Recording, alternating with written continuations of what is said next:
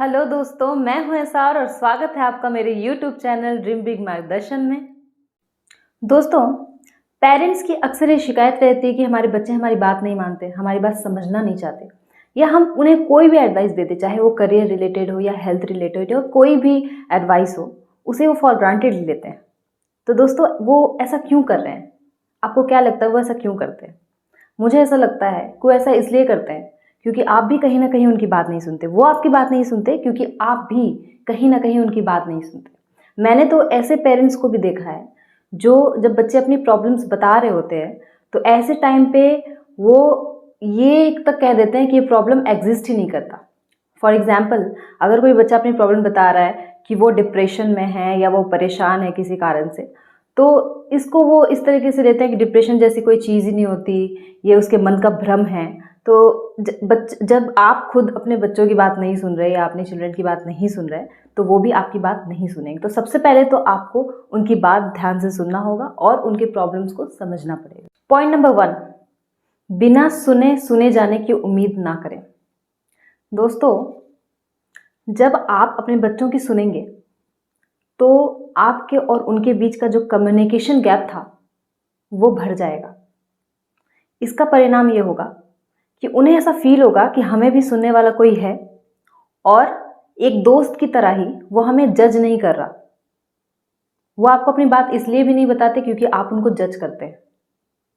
इसलिए आप बिना जज हुए, उनको बिना जज किए सुनने की कोशिश करें, तो उनको घर पे ही एक दोस्त मिल जाएगा और उन्हें बाहर गलत संगत में पड़ने की ज़रूरत भी नहीं पड़ेगी। और उनकी बात को सिर्फ सुनना नहीं है, उसको समझना भी है और उस पर एम्पैथी भी एक्सप्रेस करना है। अब आप सोचेंगे ऐसा क्यों करना है? इसलिए क्योंकि आप भी तो यही चाहते हैं ना। जब आप भी अपनी प्रॉब्लम किसी के सामने रखते हैं और आप क्या एक्सपेक्ट करते हैं सामने वाले से कि वो आपकी बात सुने, आपकी बात समझे, उस पर रेस्पॉन्ड करे, तो आपको भी सेम उनके साथ वही करना पड़ेगा। तब आपकी ये प्रॉब्लम सॉल्व होगी। वो भी धीरे धीरे, बहुत ही पेशेंस रख के आपको ये काम करना पड़ेगा। जब आप ऐसा करना शुरू करोगे, धीरे धीरे इसको कंटिन्यू करोगे पेशेंस के साथ, तो वो भी आपके साथ वैसा ही बिहेव करना स्टार्ट कर देंगे। पॉइंट नंबर 2, चूज़ करने की छूट।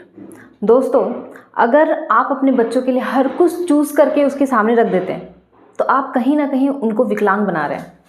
आने वाले समय में वो कुछ भी खुद से चूज़ नहीं कर पाएंगे, आप पे डिपेंड हो जाएंगे। और अगर चूज़ करेंगे भी तो गलत चूज़ करेंगे।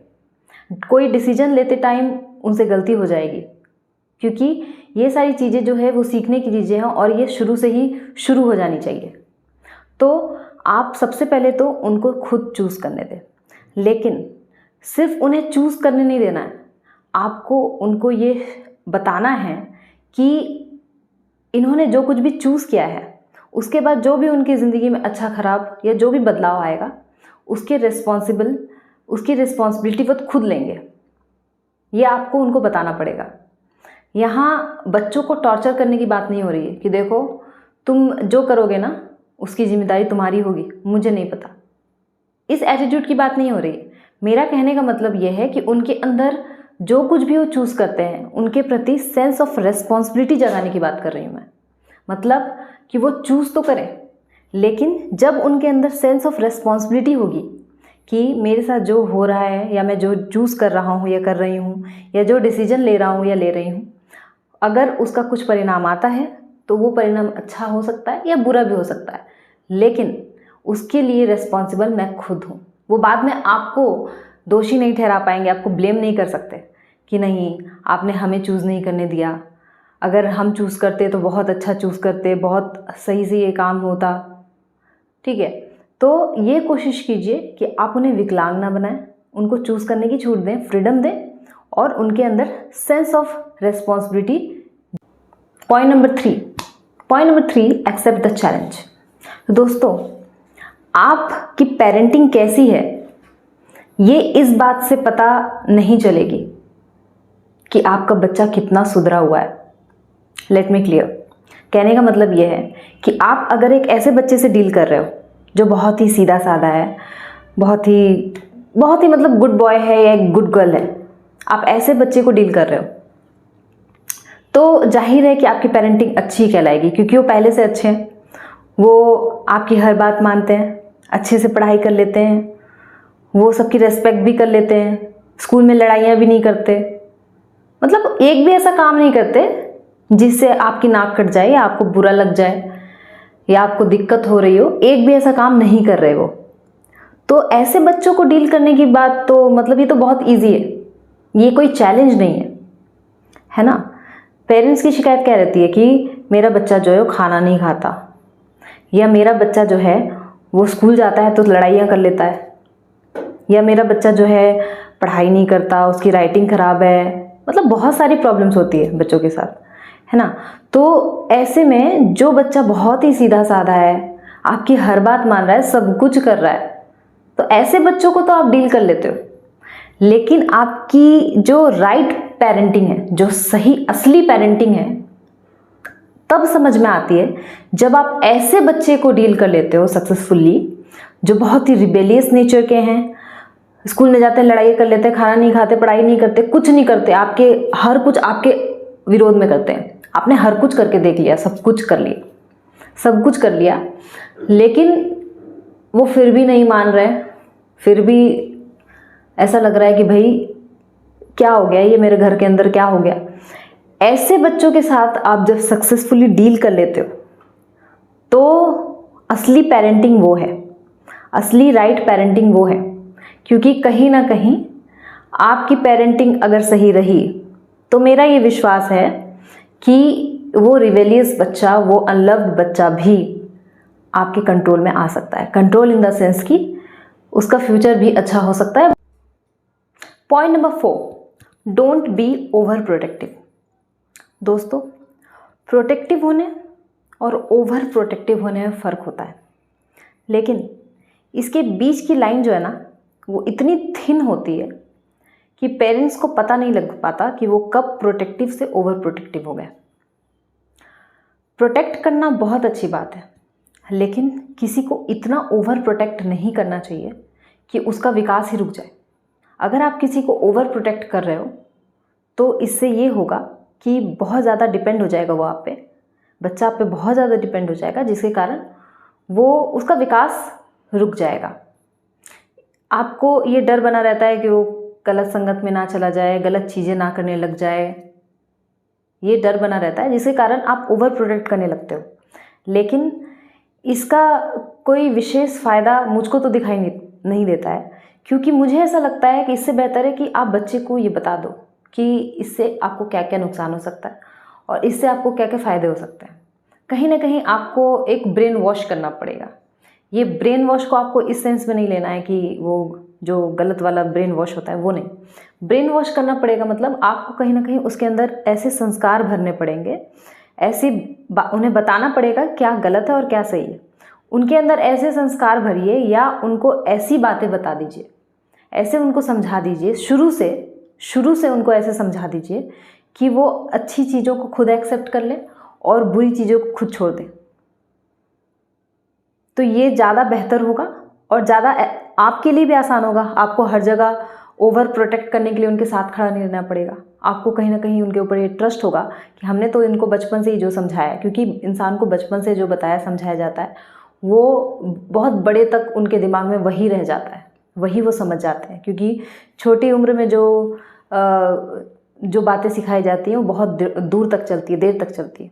तो किसी के प्रति ओवर प्रोटेक्टिव होने से तो अच्छा है कि उसको तैयार किया जाए मेंटली ये समझाने के लिए कि उसके लिए क्या सही नहीं है, इसके क्या नुकसान है, या क्या सही है और इसके क्या फ़ायदे हैं। Number 5, don't focus on their weakness, focus on their strength. दोस्तों, बच्चों से गलतियां होती रहती हैं, बच्चे हैं, गलतियां होंगी, लेकिन आप उन गलतियों को इतना हाईलाइट मत कर दीजिए कि उन्हें भी ये गिल्ट होने लगे, वो भी ये गिल्ट फील करने लगे कि मुझसे तो सिर्फ गलतियाँ ही हो रही हैं। अगर आप ऐसा करते हैं तो कहीं ना कहीं उनके अंदर जो स्ट्रेंथ छिपा हुआ है उनको आप मार देंगे। कहने का मतलब क्या है? कहने का मतलब क्या है कि वीकनेस है किसी के अंदर, गलतियाँ हो रही है, तो बार बार उनको बेवकूफ़ कह के कोसने से अच्छा है, या बार बार उनको बेवकूफ़ कहेंगे तो वो सच में बेवकूफ़ बन जाएंगे। अगर वो जीनियस भी होंगे और बार बार उनको आप बेवकूफ़ कहेंगे तो वो सच में बेवकूफ़ बन जाएंगे। ठीक है, तो आप उनके वीकनेस को फोकस मत करो, आप करो उनके स्ट्रेंथ पर फोकस। उनके स्ट्रेंथ पे फोकस करो, उनको भी बताओ कि तुम्हारे अंदर ये स्ट्रेंथ है, इस पे तुम और काम करो ताकि तुम अपनी ज़िंदगी में उस स्ट्रेंथ को लेकर बहुत आगे चले जाओगे। ऐसा उन्हें बताओ। मैं ये नहीं कह रही कि वो जो भी गलतियाँ करते हैं आप उनको इग्नोर करते चले जाओ, बोले कि अरे मेरा बच्चा तो बहुत गलतियाँ करता है और खुश हो जाओ ये बोल के पब्लिक में। ऐसा नहीं बोल रही मैं, ये बोल रही हूँ कि अगर बच्चा गलती कर भी रहा है तो उसे बेवकूफ़, तो सबसे पहले तो उनके लिए ऐसे शब्दों का प्रयोग ना करें कि वो बेवकूफ़ हैं। ठीक है, ऐसे शब्दों का प्रयोग तो बिल्कुल ना करें, क्योंकि ये शब्द जो है कहीं ना कहीं आपको एक मतलब भविष्य में उस बच्चे के सेल्फ कॉन्फिडेंट को कहीं ना कहीं वो गिराता है। क्योंकि आप बार बार बेवकूफ़ बोलोगे उसको, तो उसको भी धीरे धीरे ये लगने लगेगा कि वो बेवकूफ़ है और वो ज़्यादा ट्राई नहीं करेगा। और सबसे बड़ी बात, भविष्य में उसका कॉन्फिडेंस हमेशा लो रहेगा। ठीक है, तो आप उनको बार बार बेवकूफ़ ना बोलें, उनके स्ट्रेंथ पे फोकस करें, उनको बताएं, उनके स्ट्रेंथ को आप खुद जानने की कोशिश करें सबसे पहले तो। उसके बाद उनको भी बताएं कि उनके अंदर ये स्ट्रेंथ है। और अगर बच्चे से कभी गलती हो भी गई तो वहाँ आप ह्यूमर का सहारा लें, हंसी मजाक करके उस बात को नेग्लेक्ट करने की कोशिश करें। नेग्लेक्ट इन द सेंस कि उनकी गलतियों को आप उनके अंदर के स्ट्रेंथ को इतना ज़्यादा उस पर फोकस कर लीजिए, इतना ज़्यादा हाईलाइट कर दीजिए कि बच्चा गलतियाँ ही करना बंद कर दे, वो अपने स्ट्रेंथ पे फोकस करना शुरू कर दे और उसको स्ट्रेंथन करना शुरू कर दे। अगर ऐसा होने लगेगा तो बच्चा खुद ब खुद गलतियाँ करना बंद करेगा और अपनी अच्छी बातों पे, उसके अंदर जो अच्छी चीज़ें, अच्छी क्वालिटीज़ हैं, उस पर फोकस करके उसको और भी ज़्यादा अच्छा बनाने की कोशिश करने लगेगा। तो आप ये तो मानते होंगे ना कि एक सक्सेसफुल बिजनेसमैन होना अलग बात है, एक सक्सेसफुल इंसान होना अलग बात है, लेकिन एक सक्सेसफुल पेरेंट्स होना ये एक अलग बात है। दोनों ये सारी अलग अलग क्यों? क्योंकि बहुत सारे ऐसे सक्सेसफुल लोग हो सकते हैं जिनके बच्चे उनको खुद ही फॉलो नहीं कर रहे। ऐसा क्यों हो रहा है? क्योंकि वो सक्सेसफुल तो हैं अपनी ज़िंदगी में, लेकिन एक सक्सेसफुल पेरेंट्स नहीं बन पाए वो। तो आप एक ऐसा फैमिली कल्चर क्रिएट कीजिए जो बहुत ही पॉजिटिव हो। एज अ होल मैं यही कहना चाहूँगी कि एक पॉजिटिव फैमिली कल्चर क्रिएट करने की कोशिश जारी रहिए, लगातार कोशिश करते रहिए। एक वीडियो देखी थी मैंने कुछ दिन पहले, एक शॉर्ट्स वीडियो थी सदगुरु की, जिसमें वो कह रहे थे children are not property of the parents, they need some good company, not a bloody boss around in the house. दोस्तों, अगर आपको मेरी वीडियो पसंद आई हो तो इसे लाइक और शेयर जरूर करें और मेरे चैनल को सब्सक्राइब जरूर करें। Thank you so much.